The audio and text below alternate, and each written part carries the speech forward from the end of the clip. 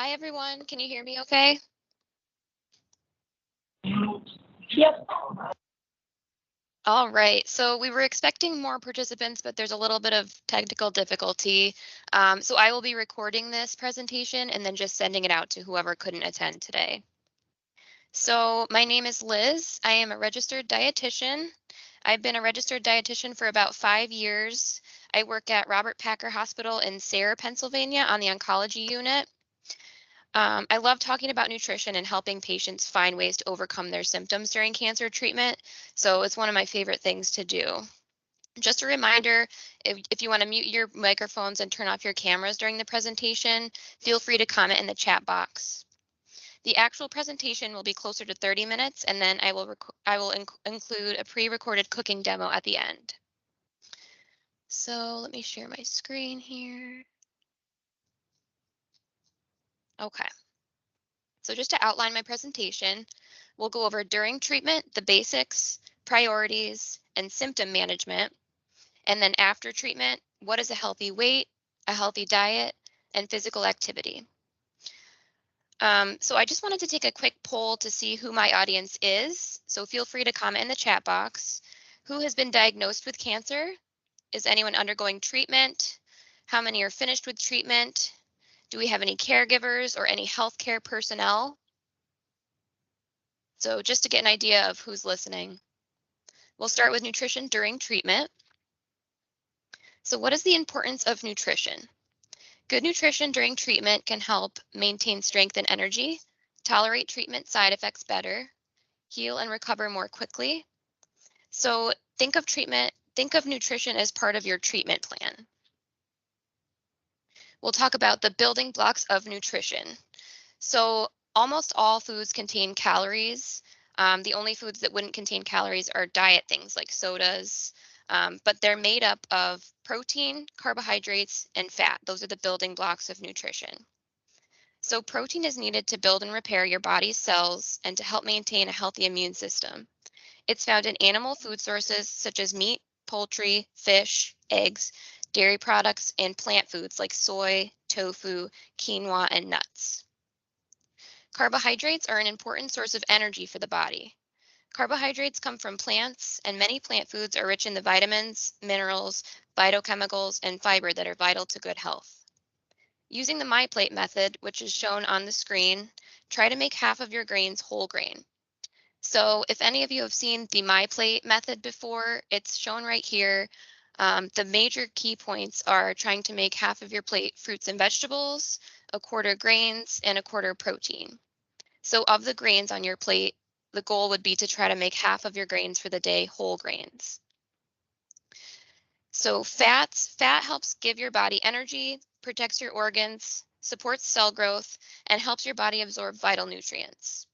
Try to choose unsaturated fats over saturated fats.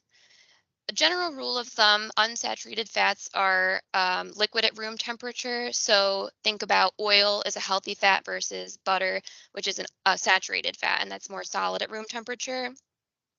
Other unsaturated fats include oils, avocados, and nuts. These unsaturated fats can help to lower bad cholesterol.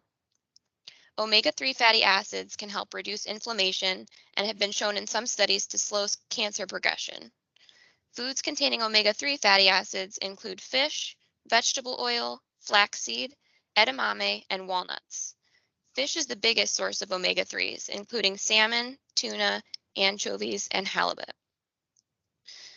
Fluids, so fluids are very important. It's important to drink plenty of fluid to stay hydrated.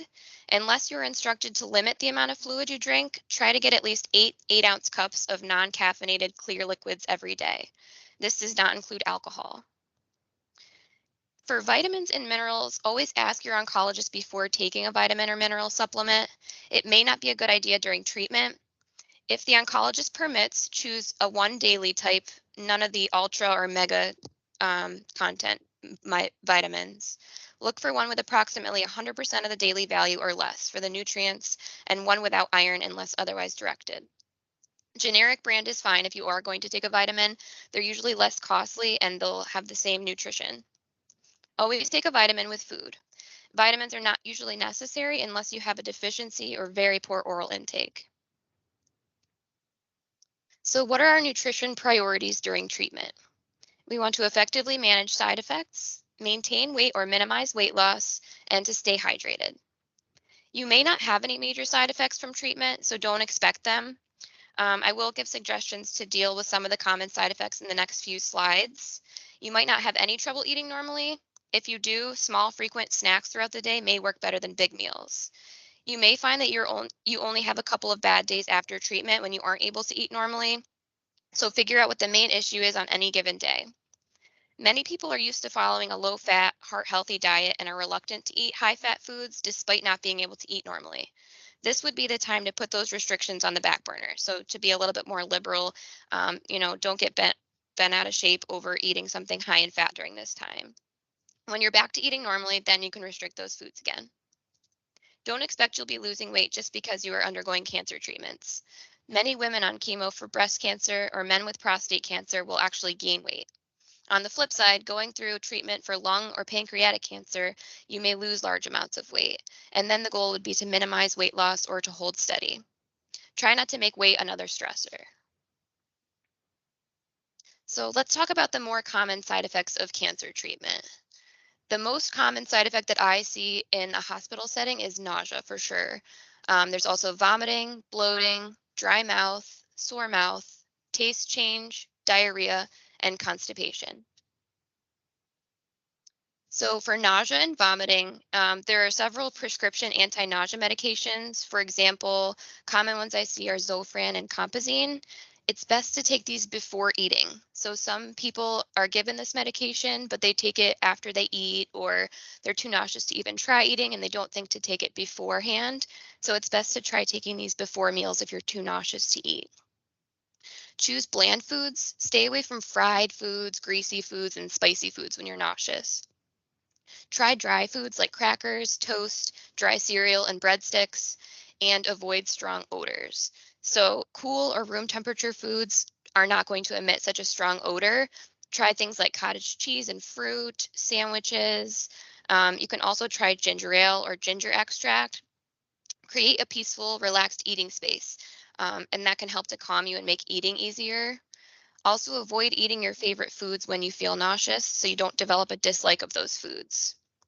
Nausea may or may not be present, so again, don't expect it. Are there any tips that work for you? Has anyone experienced nausea during treatment? Feel free to comment in the chat box if you want to share some tips and tricks with others. Also, if the smells bother you, the smells of hot food, if you have somebody preparing food for you, ask them to cook outside or ask them to use a slow cooker in the garage, use a fan in the kitchen to point the smell away from you. And it may be helpful to avoid strong perfumes and colognes, also candles when odors are bothersome. Next, bloating. So bloating or a feeling of fullness, I see this a lot in patients that have ascites or fluid buildup around the abdomen. So you just feel really full all the time, even after one or two bites of anything. For this case, try eating 6 to 8 small meals and snacks throughout the day. You might need to set reminders to eat as often as every half an hour. It might sound crazy, but if you're watching TV, take a sip of something at every TV commercial, like a nutritional supplement, or take a bite of a snack. Just have things available on hand. Choose high calorie foods, make the most of every bite, and drink your liquids between meals. For dry mouth, drink 8 to 10 cups of fluid a day as long as you're not on a fluid restriction. Limit drinks with caffeine. Caffeine can act as a diuretic, so even if you're drinking a lot of fluid, you're going to urinate more, so it's not necessarily keeping you hydrated. Carry a water bottle with you. Some people buy the water bottles with goals written on the side, when you should drink a certain amount by. You can try adding Mio, fresh water, fresh fruit for flavoring, whatever works for you. If you have a dry mouth due to cancer treatment, if you had a head and neck cancer and you no longer have salivary glands, you will likely need to add sauces, gravies, butter, and margarine to make food more moist. Suck on sugar-free lemon drops to increase saliva production, and enjoy naturally moist foods like fruit, cottage cheese, yogurt, pudding, and ice cream. For a sore mouth, choose bland foods. So Soft, bland things are definitely going to be better tolerated. Limit spicy things, citrus, and pickled products. If you've ever had a cold sore, you'll know if you try to eat a pickle or anything with lemon in it, it hurts like heck. So choose more bland foods. Also, ask your doctor for a numbing gel. Some people will be prescribed magic mouthwash or a lidocaine gel that you can apply right before eating. For a taste change, this will depend. Certain chemotherapies affect certain people differently. So I've seen patients that have a metallic taste in their mouth or just nothing tastes good. So I've heard that there's no taste or things taste kind of like wood or cardboard. So pick between these, whatever works best for you. Some people do best with choosing foods with tart flavors, like adding citrus fruits, vinegar, or pickled foods, unless, of course, you have mouth sores. Some people do better with sweet things, so adding sugar or sweeteners to food. You could do honey, season with herbs and spices like Mrs. Dash. And if you're having a metallic taste, use plastic utensils. So the metalware could actually worsen the metal taste, so try using plasticware. And then also limiting red meat to lessen the metallic taste. For diarrhea, make sure that you're drinking plenty of clear liquids. So if you're having loose stools frequently, you're going to be losing a lot of water. So make sure that you're drinking plenty of clear liquids. Avoid caffeine and alcohol. Eat several small meals. Choose foods high in pectin that will help to bulk up the stool, like applesauce and bananas. Avoid greasy, fried, spicy, and very sweet foods. And then limit foods with sorbitol, xylitol, or mannitol. So these sugar alcohols can actually make diarrhea worse, and they're found in sugar-free items like gum and candies. It's also good when you have diarrhea to limit high fiber foods like bran until your diarrhea stops. Another side effect can be constipation. So if you're constipated, try drinking a hot beverage and walking around a little bit to get things moving. Try to drink at least 64 ounces of fluid every day. No matter how much fiber you're eating, if you're not drinking enough fluid, then you're going to have a risk of getting constipated. So if you're starting to increase fiber intake, increase the amount you consume so that you don't get a stomach ache. Increase physical activity and always ask your doctor before using a stool softener or laxative, but those can be helpful. Okay, so we want to talk about minimizing weight loss. So weight loss will fluctuate on chemo 5 to 10 pounds. Loss or gain is not really a concern, but the goal would be to maintain. So cancer and cancer treatment may lessen your appetite and interest in food. When your appetite is limited, make every bite count by eating foods that are a good source of calories and protein.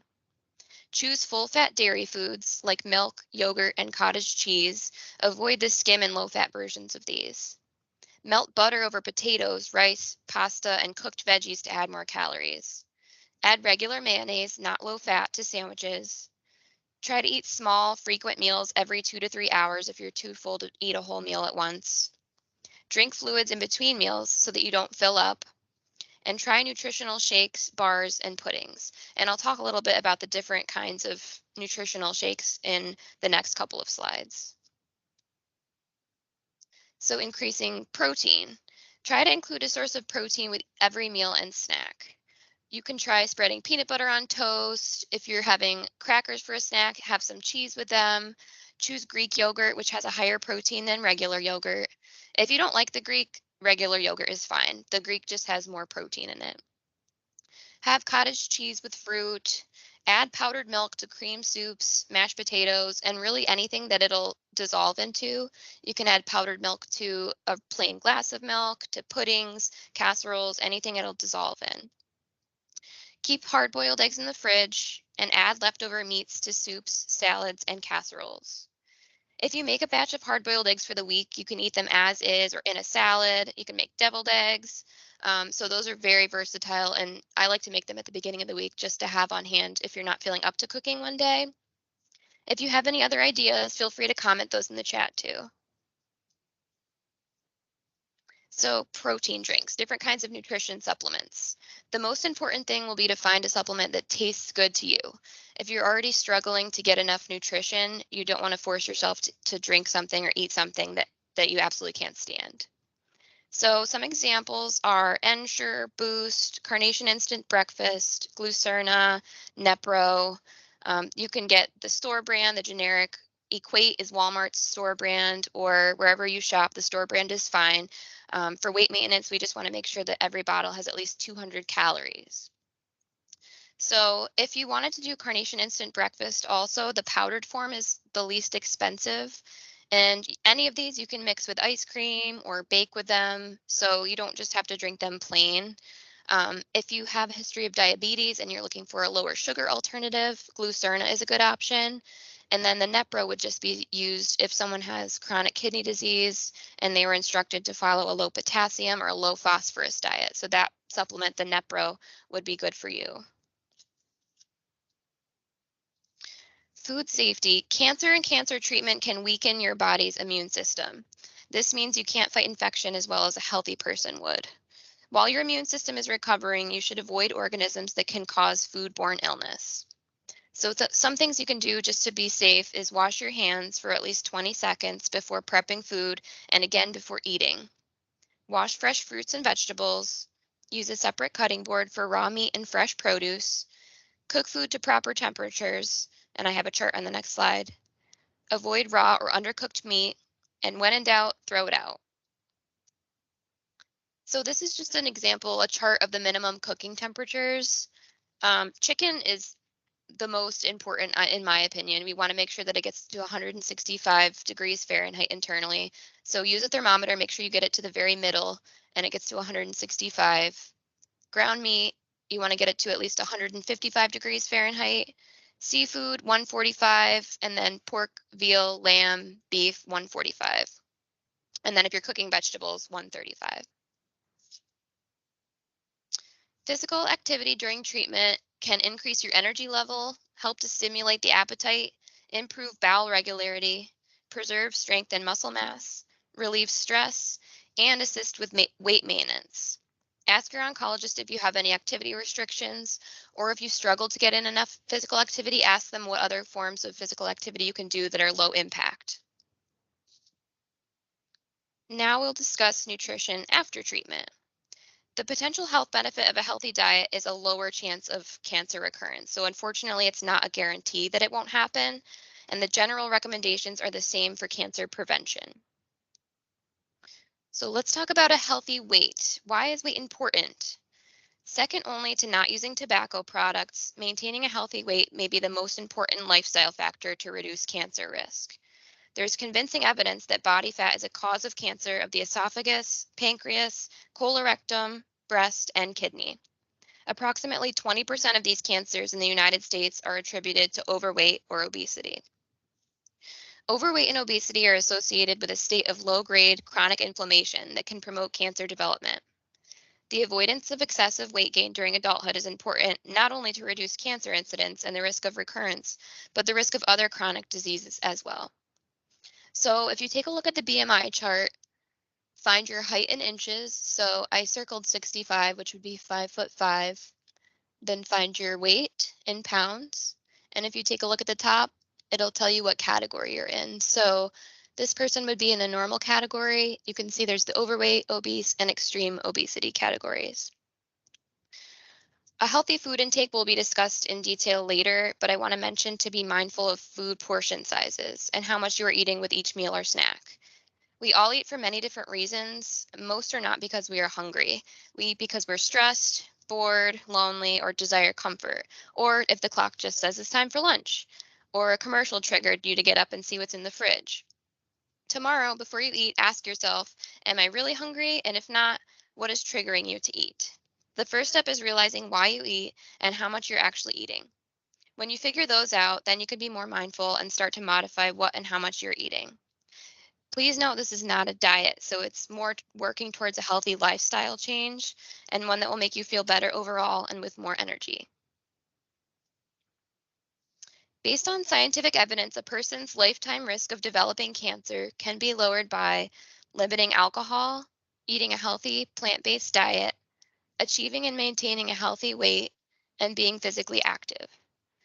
You want to limit alcohol to no more than 2 drinks per day for men and 1 drink per day for women. One drink is defined as 12 ounces of beer, 5 ounces of wine, or 1.5 ounces of 80 proof liquor. So, what is a healthy diet? Try to eat at least 2.5 cups of colorful fruits and vegetables every day. Eat 3 or more servings of high fiber whole grain foods every day. Options for these include bread, cereal, pasta, rice. Choose non fat or low fat dairy products. This would be once you're done with cancer treatment and as long as you're not struggling to maintain your weight. Otherwise, you can follow the recommendations prior. Limit processed meats like bacon, sausage, and lunch meats. Choose poultry, fish, or beans instead of red meat. And try broiling, baking, or steaming instead of frying. If you want to go more towards a plant-based diet, you can start slow and try out Meatless Monday to eliminate meat from your diet once a week. Plant-based foods are rich in fiber. They also contain a variety of nutrients and phytochemicals, which are chemical compounds produced by plants with antioxidant properties. Following a plant-based diet can help one to consume less fat and added sugars, as well as less processed meats. For physical activity, aim to get at least 150 minutes of moderately intense exercise every week, and that equals 30 minutes 5 days a week. You can break it up into 10 minutes of exercise at a time if needed. So, some examples of moderate intensity aerobic activities would be water aerobics, dancing, gardening, playing tennis, or biking. So, you don't have to go to the gym or, go for a big run. You can do fun things around the house, and that still counts as physical activity as long as you're getting your heart up. And I included some commonly asked questions because I thought those might be popular. I get these a lot. So, I will start with, should cancer survivors eat organic foods? Organic foods are not necessary, but they can be eaten if that's your personal preference. There's actually a website with a tool that shows the amount of food um, one would need to consume to have any adverse effects from pesticide residues. To give an example, a woman could consume 850 apples in one day without any effect, even if the apple had the highest pesticide residue recorded for an apple by the USDA. I included the link here, and I can also send that to any participants. During cancer treatment, it is important to wash fresh fruits and vegetables to ensure food safety, while the risk for infection is higher. Moving on to the second question, should breast cancer survivors stay away from soy? Experts agree that breast cancer survivors can safely eat soy foods. The evidence is not strong enough to recommend that all women with a history of breast cancer should eat more soy. However, eating soy foods does appear to be safe. Some nutrients in soy have chemical structures that look a bit like the estrogen found in a woman's body. This is where the term phytoestrogen comes from. However, phytoestrogens are not the same thing as female estrogens. Soy foods do not contain estrogen. Do not use soy powder or pills. Soy foods are a healthy option, while soy supplements may not be. The less processed, the better. That goes the same for earlier in the presentation we talked about vitamins and minerals. It's always best to get your vitamins through food first. If you're struggling with that, a vitamin is okay, but we always say food first. The third question, should I take vitamins? So again, consult with your primary care team to see if a vitamin would be right for you. Typically, a vitamin and mineral supplement is only needed if there's deficiency or if someone has a large wound that would benefit from additional nutrients to aid in healing. If you're having excessive diarrhea, there's a few different reasons.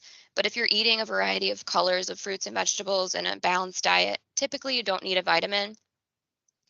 As in terms of some other herbs and spices, curcumin and Indian spice has been shown to have anti-inflammatory properties. There is a suggestion that turmeric could also reduce the toxicities of certain chemotherapies, but it remains unclear as to whether the effectiveness of the chemo may be compromised as well. Always consult with your oncologist before adding a supplement to your diet. Avoid taking unnecessary dietary supplements during cancer treatment.